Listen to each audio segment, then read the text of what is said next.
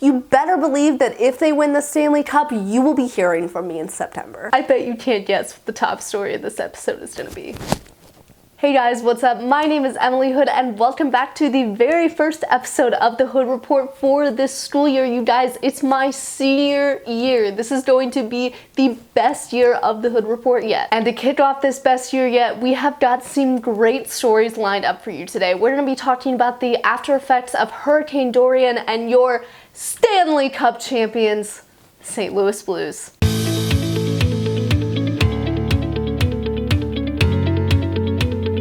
June 12th, 2019 became the best day of my life because the St. Louis Blues are Stanley Cup champions, baby. Here is some footage from the exact moment when we won the cup.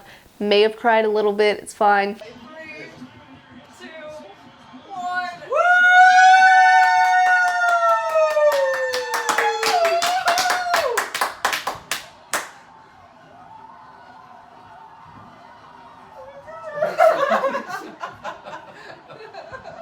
On January 3rd of this year, the Blues were last in the NHL, and then they defeated the Boston Bruins in the Stanley Cup final in Game 7. Even better, we were able to win the Stanley Cup in the place where we got swept in our last appearance in the Stanley Cup final, where we lost the Bruins in 4 games in 1970. The playoffs were dominated by the Blues' signature song, Gloria by Laura Branigan, and I don't know about you guys, I've been blasting the song all summer long. It hasn't stopped even though school started. The Conn Smythe Trophy given to the most valuable player of the playoffs was given to Ryan O'Reilly, who was traded to the Blues this past season from Buffalo. O'Reilly also won the Frank J. Selke Trophy for the best defensive forward in the NHL. The Blues will begin their title defending season on October 2nd at the Enterprise Center, where they will face the Washington Capitals, and most of the championship team remains intact from last season. Only player missing from the lineup is Pat Maroon, who signed a 1-year deal with the Tampa Bay Lightning after his 1-year contract expired with the Blues. He will definitely be missed by all of us in St. Louis, and I will never forget his Game 7 double overtime goal against the Dallas Stars to send us to the 3rd round. There's so much more that I could talk about with the Stanley Cup, from the parade to the celebrations that have been going on all summer, but I'm sure you guys have heard all of this, but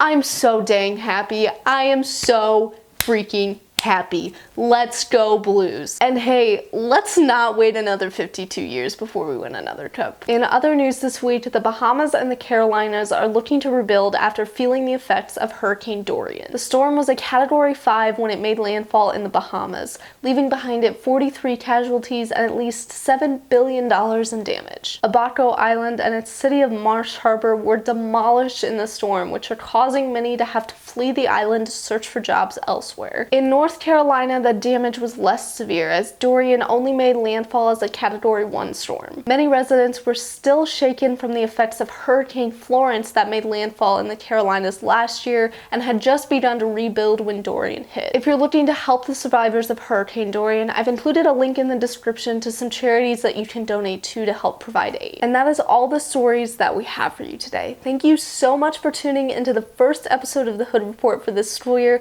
and I'm so excited to kick off this amazing year. I hope you all have a great week.